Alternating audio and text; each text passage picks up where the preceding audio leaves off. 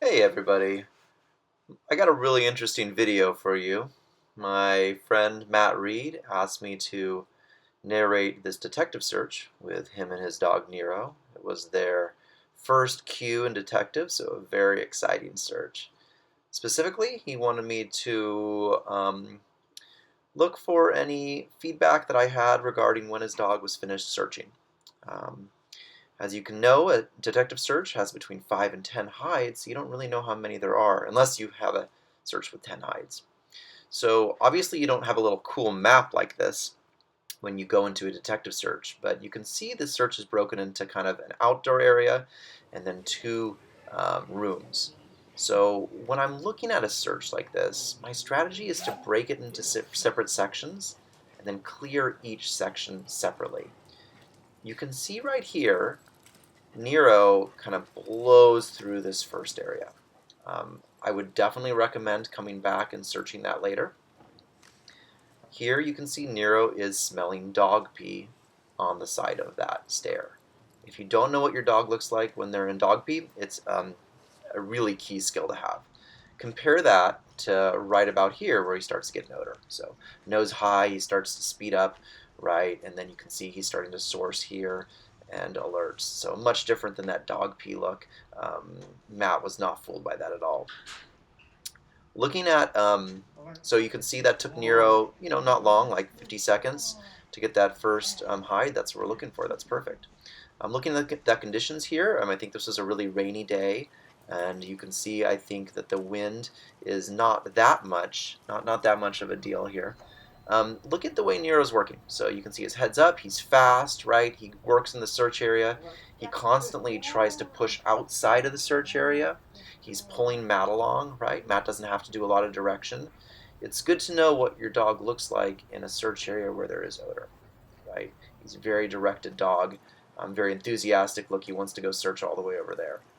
But Matt's doing a great job keeping him in the search area, moving him along when he gets distracted. So pretty soon you're going to see Nero's superpower. I think all dogs have different superpowers. Iona's superpower is just straight persistence. She just keeps going. Nero is exceptionally skilled at elevated hides. It's very cool to watch. So he picks up odor right here. Right, he's working both sides of this bench, and you can see the aha moment right there. And then he races over. He developed the skill from doing lots of NASDA searches, where he searches for rats in trees. I wish Iona was that skilled at elevated hides. So Matt is bringing him next into the first room. And let's watch what this looks like. This is the room we know where there's odor. You can see Nero, again, pushing the boundaries of the search area. And then, watch this, he just makes a beeline into this room because he's an odor, right? So he's picking up odor and he's alerting right there in the doorway. What a cool hide. Nice threshold hide. Now, when you're searching interiors in AKC, it's important to know that these odors are exceptionally strong. Watch that. That like fish hook change of behavior. Look at Nero working hard. It's super easy to tell that he's an odor right there. But the issue is that there's 2 drops of oil on each Q-tip, right? In a small room like this, it just fills up the space. So what ends up happening is there's odor everywhere. And this problem that Alex, the judge, set is a really interesting converging odor problem. So there's actually 3 hides here. And you'll see this sometimes in trials where a judge will cluster their hides in one section and then another section will be relatively blank. It's important to set up searches for your dog like this so they're used to working through lots of big areas that are blank, and then when there are hides, knowing that they need to stick around and try to unravel any knots of odor.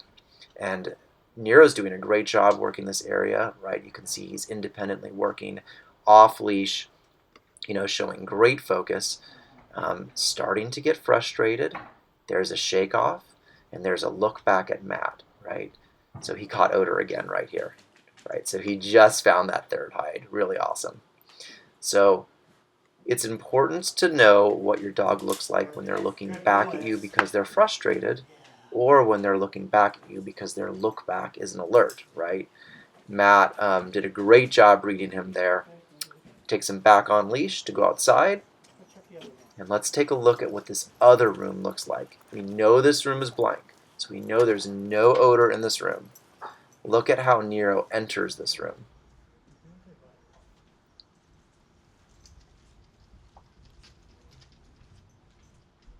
Right? Where's the enthusiasm? He's just standing at the edge looking at Matt. Look at that. Looking back at him like, what are we doing now, dude? Matt does it slightly different this time. He keeps him on leash as he works the area, but still, this type of video is crucial for knowing what your dog looks like when they're not in odor. So you can see, look at how much slower Nero's going, or knowing what your dog looks like when they're in a room with no odor. He's going much slower, right? It's easy to think that he looks like he's in odor at times, but what he's just doing is looking for odor, right? And then he starts looking back at Matt because he's frustrated because there is no odor. Now, Matt is not fooled by this. He's been fooled before, and he's not going to be fooled again. So he takes him off leash here, tells him to, start searching. It's going to be interesting to note that Nero starts false alerting with a paw on boxes. He does this sometimes in containers, right? And so he's taken this behavior over to interiors. He even starts yipping. He starts barking at Matt. He starts looking at Alex, the judge, right? He's frustrated. He says, there's no odor in here. And Matt is not fooled at all. He's doing a great job reading him. He knows his dog very well. He's keeping him in here. The longer you keep a dog in a room that doesn't have odor, the more likely you're going to get a false alert. Again, he looks like he's in odor at times, but he's not. He's just looking for odor, right? He's popping up, trying to find odor. Okay. Giving him that look back again, saying, hey, dude, there's nothing in here. What do you want from me, right? His searching is really flagging, right? There's just not that intensity, that drive. Look at how slow he's going, like compared to before when he was just trotting through this room that was filled up with odor. Right? What a different look to this dog. Now Matt does something that's very smart. He takes him out of the room and then he brings him back in. And I think this was a really wise move.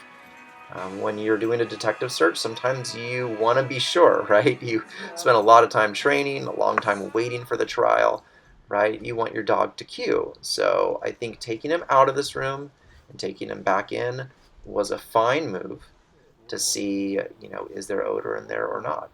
Look at Nero now. Look at, he's heeling up to Matt. Look at this behavior. Nero thinks the search is over, right? This is the behavior of a dog where somebody had already called finish, and they're walking back to the parking lot, right?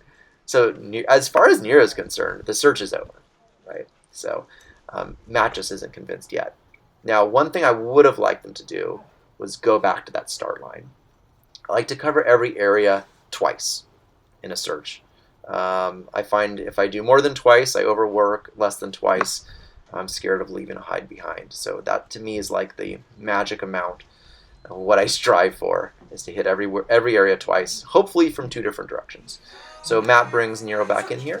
This time sends him off, gives him a little bit of a push through the door, a little bit of enthusiasm, and you can see Nero goes back to his normal self now, right? He's getting faster, he's looking around here, but I think what happens is this frustration behaviors continue, and luckily Matt is smart enough to call a finish instead of alert. So great job with Matt by reading Nero.